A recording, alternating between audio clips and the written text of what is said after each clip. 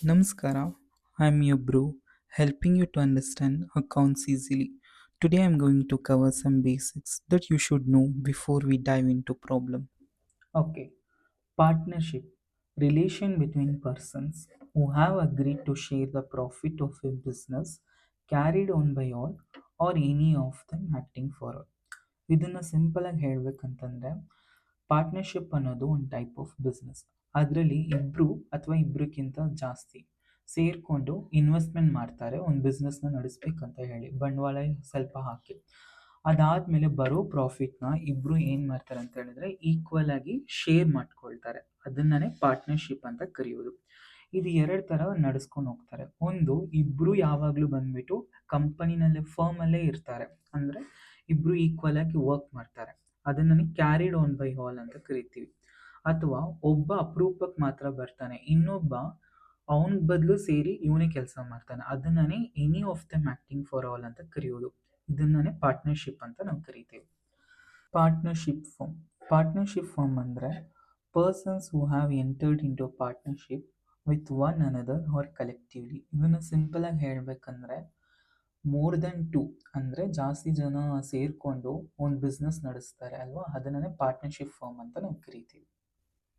ಈಗ features of partnership ಅಂತ ಕರೆಯೋಣ. ಫೀಚರ್ಸ್ ಅಂತ ಹೇಳಿದ್ರೆ ಏನೇನು ಬರುತ್ತೆ ಪಾರ್ಟ್ನರ್ಶಿಪ್ಪಲ್ಲಿ? ಮಿನಿಮಮ್ 2 ಮೆಂಬರ್ಸ್ ಇರಬೇಕು ಅಥವಾ ಮೋರ್ ದೆನ್ 2 ಮೆಂಬರ್ಸ್ ಇರಬೇಕು. ಅದೇ ಫಸ್ಟ್ ಫೀಚರ್ಸ್. ಇದೆಲ್ಲ 2 ಮಾರ್ಕ್ಸ್ ಕೇಳ್ತಾರೆ. ಬರೀ ನಾವು 2 ಆರ್ ಮೋರ್ ಅಂತ ಮಾತ್ರ ಮೆನ್ಷನ್ ಮಾಡಿದರೆ ಸಾಕು. ಬಟ್ 2 ಆರ್ ಮೋರ್ ಅಂತ ಹೇಳಿದ್ರೆ ಅಟ್ಲೀಸ್ಟ್ 2 ಮೆಂಬರ್ಸ್ ಆದರೂ ಇರಬೇಕು ಪಾರ್ಟ್ನರ್ಶಿಪ್ಪಲ್ಲಿ. ನೆಕ್ಸ್ಟ್, ಒಂದು ಪಾರ್ಟ್ನರ್ಶಿಪ್ ಅಂತ ಇದ್ರೆ ಅದು ಲೀಗಲ್ ಆಗಿ ಒಂದು ಅಗ್ರಿಮೆಂಟ್ ಫಾರ್ಮ್ ಆಗಿರಬೇಕು. ಆಗ ಮಾತ್ರನೇ ಅದನ್ನ ನಡೆಸೋಕ್ಕಾಗುತ್ತೆ. ಸೊ ಅದನ್ನೇ ಅಗ್ರಿಮೆಂಟ್ ಇರಬೇಕು ಅಂತ ಹೇಳೋದು. ನೆಕ್ಸ್ಟ್, ಬರೋ ಪ್ರಾಫಿಟ್ನ ಬಂದ್ಬಿಟ್ಟು ಈಕ್ವಲ್ ಆಗಿ ಶೇರ್ ಮಾಡ್ತಾರೆ. ಅದಕ್ಕೆ ಬಂದ್ಬಿಟ್ಟು ಮೈನ್ ಇಂಟೆನ್ಷನ್ ಬಿಸ್ನೆಸ್ ಸ್ಟಾರ್ಟ್ ಮಾಡಿರೋದೆ. ಸೊ ಇದು third feature. First 2 or more ಅಂದರೆ ಇಬ್ರು ಇರಬೇಕು ಅಥವಾ ಇಬ್ರಿಗಿಂತ ಮೋರ್ ದೆನ್ 2 ಇರ್ಬೋದು. Next, agreement. ಅದು ಲೀಗಲ್ ಆಗಿ ಅಗ್ರಿಮೆಂಟ್ ಆಗಿರಬೇಕು. ನಾವು ಇಬ್ರು ಇದ್ದೀವಿ ಅಥವಾ ಮೋರ್ ದೆನ್ 2 ಇದ್ದೀವಿ.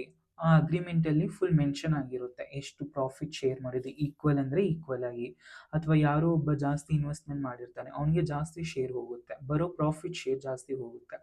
ಸೊ ಅದೆಲ್ಲ ಎಕ್ಸ್ಪ್ಲೈನ್ ಮಾಡಿ ಅದೆಲ್ಲ ಇರುತ್ತೆ. ಅದನ್ನೇ ಫೀಚರ್ಸ್ ಆಫ್ ಪಾರ್ಟ್ನರ್ಸ್ ಅಂತ ಕರಿತೀವಿ. ನೆಕ್ಸ್ಟ್, ಪಾರ್ಟ್ನರ್ಸ್ ಅಂತಂದರೆ ಆ ಬಿಸ್ನೆಸ್ಸಲ್ಲಿ ಯಾರ್ಯಾರೆಲ್ಲ ಬಂದ್ಬಿಟ್ಟು ಇನ್ವೆಸ್ಟ್ಮೆಂಟ್ ಮಾಡಿರ್ತಾರಲ್ವಾ ಅವ್ರನ್ನ ನಾವು ಪಾರ್ಟ್ನರ್ಸ್ ಅಂತ ಕರಿತೀವಿ. ಅಥವಾ ಆ ಬಿಸ್ನೆಸ್ನ ಯಾರ್ಯಾರೆಲ್ಲ ನಡೆಸ್ತಿರ್ತಾರಲ್ವಾ ಬಂಡವಾಳ ಹಾಕಿ ಅವ್ರನ್ನ ನಾವು ಪಾರ್ಟ್ನರ್ಸ್ ಅಂತ ಕರಿತೀವಿ. ಅದ್ರ ಮೀನಿಂಗ್ ಏನಂತ ನೋಡೋಣ. Partners who have entered into partnership with one another on individually. ಅಂದರೆ ಆ ಪಾರ್ಟ್ನರ್ಶಿಪ್ಪಲ್ಲಿ ಬಂದ್ಬಿಟ್ಟು ಇನ್ವೆಸ್ಟ್ಮೆಂಟ್ ಮಾಡಿ ಅಥವಾ ಇನ್ವೆಸ್ಟ್ಮೆಂಟ್ ಮಾಡ್ತಾರಲ್ವ ಅವ್ರನ್ನೇ ಪಾರ್ಟ್ನರ್ಸ್ ಅಂತ ಕರಿತೀವಿ. ಈಗ ಪಾರ್ಟ್ನರ್ಶಿಪ್ ಡೀಡ್ ಅಂದರೆ ಏನಂತ ನೋಡೋಣ. ಪಾರ್ಟ್ನರ್ಶಿಪ್ ಡೀಡ್ ಅಂತ ಹೇಳಿದ್ರೆ ಅದು ಒಂದು ಡಾಕ್ಯುಮೆಂಟ್. ಅಂದರೆ ಈಗ ಎಕ್ಸಾಂಪಲ್ ನಮ್ದು ಹಿಂಗೆ ಲೀಸ್ ಡಾಕ್ಯುಮೆಂಟ್, ಮನೆದು ರೆಂಟ್ದು, ಅದೇ ಥರ ಪಾರ್ಟ್ನರ್ಶಿಪ್ ಬಂದ್ಬಿಟ್ಟು ಆ ಬಿಸ್ನೆಸ್ ಡಾಕ್ಯುಮೆಂಟ್ ಅದು. ಅದರಲ್ಲಿ ಏನೇನೆಲ್ಲ ಬಂದ್ಬಿಟ್ಟು ಇನ್ಕ್ಲೂಡ್ ಆಗಿರುತ್ತೆ ಅಂತ ಹೇಳಿದ್ರೆ ಎಷ್ಟು ಇನ್ವೆಸ್ಟ್ಮೆಂಟ್ ಆಗಿದೆ, ಮತ್ತು ಪಾರ್ಟ್ನರ್ಸ್ದು ಹೆಸರೇನು, ಅವ್ರ ಮನೆ ಅಡ್ರೆಸ್ ಏನು, ಮತ್ತು ಬಿಸ್ನೆಸ್ ಯಾವ ಏರಿಯಾನಲ್ಲಿ ನಡೆಸ್ತಿದ್ದಾರೆ ಅದೆಲ್ಲ ಬಂದ್ಬಿಟ್ಟು ಡೀಟೇಲ್ಸ್ ಇರುತ್ತೆ. ಮತ್ತು ಅದನ್ನು ಸ್ಟ್ಯಾಂಪ್ ಮಾಡಿ ಸಿಗ್ನೇಚರ್ ಮಾಡಿರಬೇಕು ಎಲ್ಲ ಪಾರ್ಟ್ನರ್ಸು. ಅಂದರೆ ಯಾರ್ಯಾರೆಲ್ಲ ಬಿಸ್ನೆಸ್ಸಲ್ಲಿದ್ದಾರೋ ಆ ಪಾರ್ಟ್ನರ್ಸು ಸಿಗ್ನೇಚರ್ ಆಗಿರಬೇಕು. ಅದನ್ನೇ ನಾವು ಪಾರ್ಟ್ನರ್ಶಿಪ್ ಡೀಡ್ ಅಂತ ಕರಿತೀವಿ. Basically it is an agreement paper ಥರ ಅದನ್ನೇ. So the document which contains the terms of partnership agreement. ಅಂದರೆ ಪಾರ್ಟ್ನರ್ಶಿಪ್ದು ಏನಾದರೂ ಟರ್ಮ್ ಅಗ್ರಿಮೆಂಟ್. ಎಕ್ಸಾಂಪಲ್, ನಾನು ಜಾಸ್ತಿ ಇನ್ವೆಸ್ಟ್ಮೆಂಟ್ ಮಾಡಿದ್ದೀನಿ ಅಂತ ಒಬ್ಬ ಪಾರ್ಟ್ನರ್ ಹೇಳ್ತಾನಂದರೆ ಅವನಿಗೆ ಜಾಸ್ತಿ ಪ್ರಾಫಿಟ್ ಹೋಗಬೇಕು. ಸೊ ಈ ಥರ ಟರ್ಮ್ಸ್ ಇರುತ್ತೆ. And duly stamped as per the provision of the stamp act. ಅದನ್ನ ಸ್ಟ್ಯಾಂಪ್ ಮಾಡಿರ್ತಾರೆ, ಒಂದು ಸ್ಟ್ಯಾಂಪು ಹಾಕಿರ್ತಾರೆ ಆ ಅಗ್ರಿಮೆಂಟ್ ಪೇಪರ್ ಅಥವಾ ಡಾಕ್ಯುಮೆಂಟಲ್ಲಿ. ಮತ್ತು and signed by all the partners. ಇದನ್ನು ಒಪ್ಪಿಗೆಯಿಂದ ಎಲ್ಲರೂ ಯಾರ್ಯಾರೆಲ್ಲ ಇನ್ವೆಸ್ಟ್ಮೆಂಟ್ ಮಾಡಿರ್ತಾರಲ್ವ ಅವ್ರು ಸೈನ್ ಮಾಡಿರಬೇಕು. ಇದನ್ನೇ ನಾವು ಪಾರ್ಟ್ನರ್ಶಿಪ್ ಡೀಡ್ ಅಂತ ನಾವು ಕರಿತೀವಿ. ನಾವು ಕಂಟೆಂಟ್ಸ್ ಆಫ್ ಪಾರ್ಟ್ನರ್ಶಿಪ್ ಡೀಡ್ ಅಂದರೆ ಆ ಪಾರ್ಟ್ನರ್ಶಿಪ್ ಡೀಡ್ ಡಾಕ್ಯುಮೆಂಟಲ್ಲಿ ಏನೇನೆಲ್ಲ ಬಂದ್ಬಿಟ್ಟು ಇರುತ್ತೆ ಅಂತ ನೋಡೋಣ. ಇದು 2 ಮಾರ್ಕ್ಸ್ ಕೇಳ್ತಾರೆ. ಎನಿ 2 ಮೆನ್ಷನ್ ಮಾಡಿದರೆ ಸಾಕು. ಫಸ್ಟ್ ಬಂದ್ಬಿಟ್ಟು name and address of the firm. ಅಂದರೆ ಆ ಫರ್ಮ್ ಬಿಸ್ನೆಸ್ ಇದೆ ಅಲ್ವಾ, ಅದು ಅದ್ರ ನೇಮ್ ಏನು ಮತ್ತು ಆ ಬಿಸ್ನೆಸ್ ಎಲ್ಲಿ ನಡೆಸ್ತಿದ್ದಾರೆ ಆ ಅಡ್ರೆಸ್ ಕೊಡಬೇಕು. Second, names and address of all the partners ಯಾರ್ಯಾರು ಇರ್ತಾರಲ್ವ ಅವ್ರ ಹೆಸರು ಮತ್ತು ಅಡ್ರೆಸ್ಸು ಸಹ ಇರಬೇಕು ಆ ಡಾಕ್ಯುಮೆಂಟಲ್ಲಿ. Next profit and loss sharing ratio, ಇದು ಮೈನು. ಎಷ್ಟು ಪ್ರಾಫಿಟ್ ಶೇರ್ ಮಾಡ್ಕೊಳ್ತಾರೆ, ಎಷ್ಟು ಲಾಸ್ ಶೇರ್ ಮಾಡ್ಕೊಳ್ತಾರೆ, ಇದನ್ನೂ ಮೆನ್ಷನ್ ಆಗಿರಬೇಕು. Fourth point, rate of interest on capital, ಅಂದರೆ ಕ್ಯಾಪಿಟಲ್ ಮೇಲೆ ಎಷ್ಟು ಇಂಟ್ರೆಸ್ಟ್ ಹಾಕಬೇಕು ಅನ್ನೋದ್ರ ಬಗ್ಗೆ ಹಾಕಿರ್ತಾರೆ. ಮತ್ತು ಲೋನ್ ಕೊಟ್ಟರೆ ಎಷ್ಟು, 6% ಲೋನ್ ಅನ್ನೋದು ಆ್ಯಕ್ಚುಲಿ ಇದೆ. ನೆಕ್ಸ್ಟ್ ಡ್ರಾಯಿಂಗ್ಸ್, ಅವ್ನು ಡ್ರಾಯಿಂಗ್ಸ್ ಮಾಡಿದ್ರೆ ಅವ್ನಿಗೆ ಎಷ್ಟು ಇಂಟ್ರೆಸ್ಟ್ ಹಾಕಬೇಕು, ಇದೆಲ್ಲ ಮೆನ್ಷನ್ ಮಾಡಿರಬೇಕು ಆ ಡೀಡಲ್ಲಿ, ಪಾರ್ಟ್ನರ್ಶಿಪ್ ಡೀಡಲ್ಲಿ. ನೆಕ್ಸ್ಟ್ ಸ್ಯಾಲರೀಸ್ ಎಷ್ಟು ಪಾರ್ಟ್ನರ್ಸ್ಗೆ, ಕಮಿಷನ್ ಎಷ್ಟು, ಎಕ್ಸೆಟ್ರಾ, ಇದೆಲ್ಲ ಪಾರ್ಟ್ನರ್ಶಿಪ್ ಡೀಡಲ್ಲಿ ಮೆನ್ಷನ್ ಮಾಡಿರಬೇಕು. ಕೆಲವೊಮ್ಮೊಮ್ಮೆ ಸ್ಯಾಲರೀಸ್ ಇರಲ್ಲ ಪಾರ್ಟ್ನರ್ಸ್ಗೆ, ಸಮ್ಟೈಮ್ಸ್ ಇರುತ್ತೆ. ಇದ್ದರೆ ಎಷ್ಟು ಅಂತ ಮೆನ್ಷನ್ ಮಾಡಬೇಕು, ಸ್ಯಾಲರೀಸ್ ಎಷ್ಟು, ಕಮಿಷನ್ ಎಷ್ಟು ಅಂತ.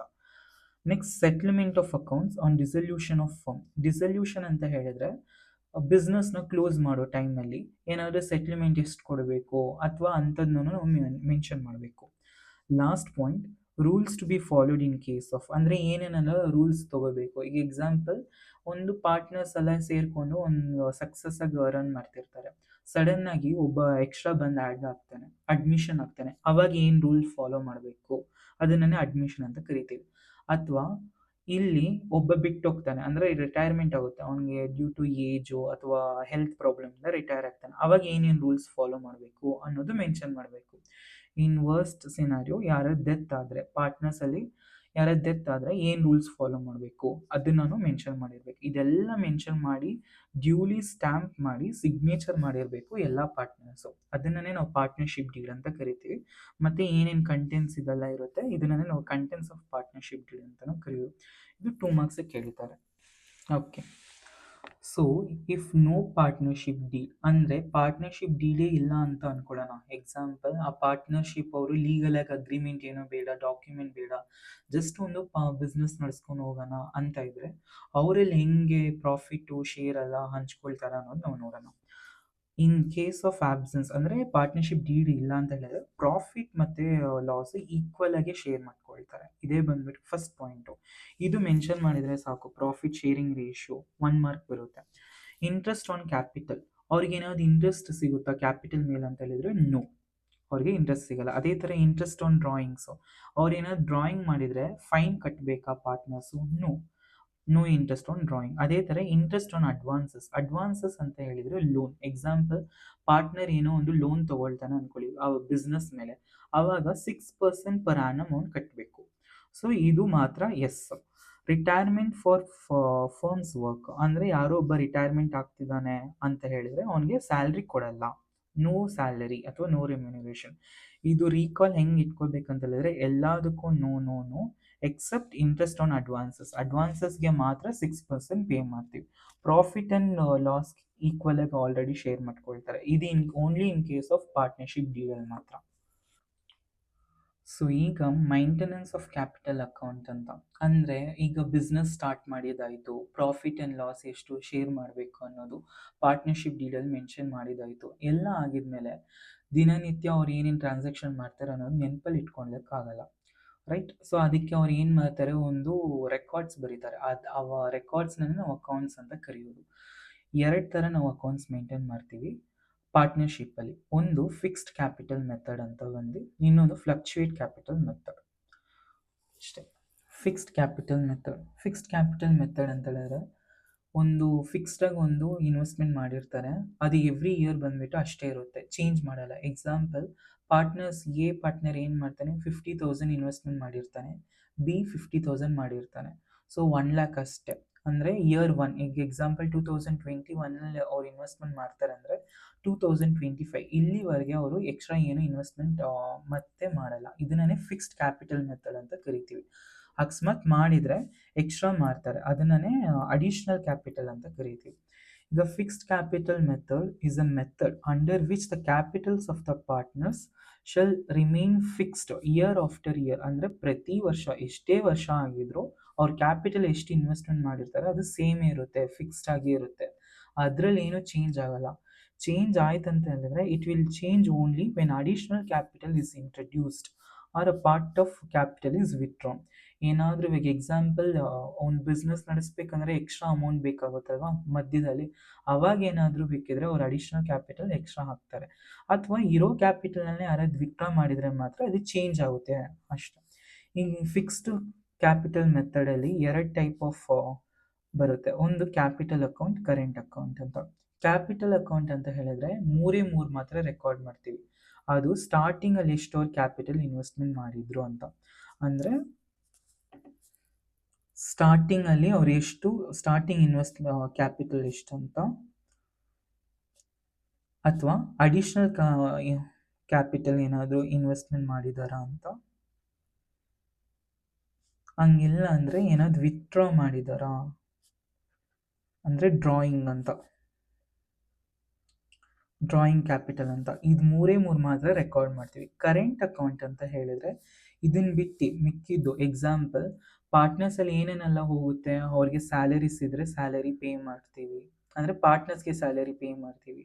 ಕಮಿಷನ್ ಏನಾದ್ರು ಪಾರ್ಟ್ನರ್ಗೆ ಪೇ ಮಾಡೋಂಗಿದ್ದು ಇತ್ತಂತ ಹೇಳಿದ್ರೆ, ಯಾಕಂದ್ರೆ ಪಾರ್ಟ್ನರ್ಶಿಪ್ ಡೀಡಲ್ಲಿ ಅವರು ಹಾಕಿರ್ತಾರಲ್ವಾ ಎಷ್ಟು ಪರ್ಸೆಂಟ್ ಕಮಿಷನ್ ಬೇಕಂತ, ಅದು ಅಥವಾ ಇಂಟ್ರೆಸ್ಟ್ ಏನಾದರೂ ಕ್ಯಾಪಿಟಲ್ ಮೇಲೆ ಇದೆ ಅಂತ ಹೇಳಿದ್ರೆ ಇದನ್ನೆಲ್ಲ ನಾವು ಕರೆಂಟ್ ಅಕೌಂಟಲ್ಲಿ ರೆಕಾರ್ಡ್ ಮಾಡ್ತೀವಿ. ಇದೇ fixed capital account. Fixed capital ಅಕೌಂಟಲ್ಲಿ ಎರಡು ಟೈಪ್ ಬರುತ್ತೆ. ಒಂದು ಕ್ಯಾಪಿಟಲ್ ಅಕೌಂಟ್, ಇದರಲ್ಲಿ ಬರೀ starting capital, additional capital, withdraw ಮಾಡಿದರೆ ಮಾತ್ರ, ಇದು ಮೂರೇ ಮೂರು ಮಾತ್ರ ಇದರಲ್ಲಿ ಕ್ಯಾಪಿಟಲ್ ಅಕೌಂಟಲ್ಲಿ ತೋರಿಸ್ತೀವಿ. ಕರೆಂಟ್ ಅಕೌಂಟಲ್ಲಿ we record salaries, commission, interest on capital, interest on drawing, such that ಅಷ್ಟೇ. Fluctuate capital method. Fluctuate capital method means ಅಂದರೆ ಪ್ರತಿ ವರ್ಷ ಬಂದ್ಬಿಟ್ಟು ಕ್ಯಾಪಿಟಲ್ ಬಂದ್ಬಿಟ್ಟು ಚೇಂಜಸ್ ಆಗ್ತಾನೆ ಇರುತ್ತೆ. ಅಂದರೆ ಈಗ ಎಕ್ಸಾಂಪಲ್ 2021ನಲ್ಲಿ 1 lakhs ಇನ್ವೆಸ್ಟ್ಮೆಂಟ್ ಮಾಡಿರ್ತಾರೆ ಅಂದ್ಕೊಳ್ಳಿ. 2022ನಲ್ಲಿ ಎಷ್ಟು ಮಾಡಿರ್ತಾರೆ ಅಂದರೆ ಇನ್ನೂ 1 lakh ಇನ್ವೆಸ್ಟ್ಮೆಂಟ್ ಮಾಡಿರ್ತಾರೆ. ಅಂದರೆ ಪ್ರತಿ ವರ್ಷ there is a change in capital, ಅಂದರೆ ಎಕ್ಸ್ಟ್ರಾ ಅಡಿಷನಲ್ ಆಗಿ ಮಾಡ್ತಿರ್ತಾರೆ. ಅದನ್ನೇ ಫ್ಲಕ್ಚುಯೇಟ್ ಅಂತ ಹೇಳಿದ್ರೆ ಚೇಂಜಸ್ನಲ್ಲಿ ನಾವು ಫ್ಲಕ್ಚುಯೇಟ್ ಅಂತ ಕರಿತೀವಿ. So fluctuate capital method is a method under which the capitals of the partner fluctuate ಅಥವಾ change from year to year. ಪ್ರತಿ ವರ್ಷ ಅದು ಚೇಂಜ್ ಆಗ್ತಾನೆ ಹೋಗುತ್ತೆ. ಎಕ್ಸಾಂಪಲ್ ಇಯರ್ 1ನಲ್ಲಿ 90,000 ಇನ್ವೆಸ್ಟ್ಮೆಂಟ್ ಮಾಡಿರ್ತೀವಿ, ಇಯರ್ 2ನಲ್ಲಿ ಅದು ಇದು 2022ನಲ್ಲಿ ಇನ್ನು ಎಕ್ಸ್ಟ್ರಾ ಬಂದ್ಬಿಟ್ಟು 40,000 ಇನ್ವೆಸ್ಟ್ಮೆಂಟ್ ಮಾಡಿರ್ತೀವಿ. ಟೋಟಲ್ ಆಗಿ ಇವಾಗ 1,30,000 rupees ಇದೆ. ಇದು ಸೆಕೆಂಡ್ ಇಯರ್. ಇದೇ ಥರ ಥರ್ಡ್ ಇಯರ್ ಸಮಥಿಂಗ್ ಎಕ್ಸ್ಟ್ರಾ ಹಾಕ್ತೀವಿ, ಫೋರ್ತ್ ಇಯರ್ ಆ್ಯಡ್ ಮಾಡ್ತಿರ್ತೀವಿ. ಇದನ್ನೇ fluctuate capital method. Fixed capital method ಅಂತ ಹೇಳಿದ್ರೆ ಪ್ರತಿ ವರ್ಷ 90,000 ಏನಿದೆ ಅದೇ 90,000 ಪ್ರತಿ ವರ್ಷನೂ ಇರುತ್ತೆ. ಫ್ಲಕ್ಚುಯೇಟ್ ಕ್ಯಾಪಿಟಲ್ ಮೆಥಡ್ ಅಂತ ಹೇಳಿದ್ರೆ ಇಲ್ಲಿ 90,000 ಇದ್ದಿದ್ದು 40,000 ಎಕ್ಸ್ಟ್ರಾ ಸೆಕೆಂಡ್ ಇಯರ್ ಹಾಕಿದ ಮೇಲೆ 1,30,000 ಆಯಿತು. ಹಿಂಗೆ ಪ್ರತಿ ವರ್ಷ ಇನ್ವೆಸ್ಟ್ಮೆಂಟ್ ಎಕ್ಸ್ಟ್ರಾ ಮಾಡ್ತಿರೋದ್ರಿಂದ ಅದು ಫ್ಲಕ್ಚುಯೇಟ್ ಆಗ್ತಾ ಇರುತ್ತೆ, ಚೇಂಜಸ್ ಆಗ್ತಾ ಇರುತ್ತೆ. ಅದನ್ನೇ ಫ್ಲಕ್ಚುಯೇಟ್ ಕ್ಯಾಪಿಟಲ್ ಮೆಥಡ್ ಅಂತ ಕರಿತೀವಿ. ಈಗ ಫ್ಲಕ್ಚುಯೇಟ್ ಕ್ಯಾಪಿಟಲ್ ಮೆಥಡಲ್ಲಿ ಒಂದೇ ಒಂದು ಟೈಪ್ ಇರೋದು ಅಷ್ಟೇ, ಕ್ಯಾಪಿಟಲ್ ಮೆಥಡ್, ಕ್ಯಾಪಿಟಲ್ ಅಕೌಂಟ್ ಅಂತ ಕರಿತೀವಿ. ಇದರಲ್ಲಿ ನಾವು ಎಲ್ಲ ರೆಕಾರ್ಡ್ ಮಾಡ್ತೀವಿ. ಎಕ್ಸಾಂಪಲ್ ಎಷ್ಟು ಇನ್ವೆಸ್ಟ್ಮೆಂಟ್ ಮಾಡಿದ್ದಾನೆ, ಎಷ್ಟು ಅಡಿಷನಲ್ ಕ್ಯಾಪಿಟಲ್ ಇನ್ವೆಸ್ಟ್ಮೆಂಟ್ ಮಾಡಿದ್ದಾನೆ, ಎಷ್ಟು ವಿತ್ಡ್ರಾ ಮಾಡಿದ್ದಾನೆ, ಮತ್ತು ಎಷ್ಟು ಅವನಿಗೆ ಸ್ಯಾಲರಿ, ಕಮಿಷನ್, ರೆಮ್ಯುನರೇಷನ್ ಎಲ್ಲ ಮಾಡ್ತೀವಿ. Don't worry, I will teach you in detail because we will be solving more on this problems only. ನಾವು ಜಾಸ್ತಿ ಪ್ರಾಬ್ಲಮ್ಸ್ ಇದ್ರ ಮೇಲೇ ನಾವು ಮಾಡ್ತೀವಿ. ಸೊ ಇದು ನಾನು ಎಕ್ಸ್ಪ್ಲೈನ್ ಮಾಡ್ತೀನಿ ಕಮ್ಮಿಂಗ್ ವಿಡಿಯೋಸಲ್ಲಿ. ಎಸ್, ನಾವೀಗ ಪ್ರಾಬ್ಲಮ್ಸ್ಗೆ ಬೇಕಾಗಿರೋಷ್ಟು ಸಫಿಷಿಯೆಂಟ್ ಇನ್ಫಾರ್ಮೇಷನ್, ಮೀನಿಂಗ್ಸ್ ಎಲ್ಲ ನಾವು ಕಲ್ತ್ಕೊಂಡ್ವಿ. ಈಗ ಬರೋ ವೀಡಿಯೋಸಲ್ಲಿ ಬಂದುಬಿಟ್ಟು ನಾವು ಪ್ರಾಬ್ಲಮ್ಸ್ ಸಾಲ್ವ್ ಮಾಡೋಣ. ಅದು 5 ಮಾರ್ಕ್ 12 ಮಾರ್ಕ್ಸ್ಗೆ ಮೈನು ಎಕ್ಸಾಮಲ್ಲಿ ಕೇಳ್ತಾರೆ. ಸೊ ನಿಮ್ಗೇನಾದರೂ ಡೌಟ್ ಇದ್ದರೆ ಕಮೆಂಟಲ್ಲಿ ಹಾಕಿ ಈ ಥಿಯರಿ ಆಸ್ಪೆಕ್ಟಲ್ಲಿ. Thank you for watching this video. If you like this video, please share, subscribe with your friends. Thank you.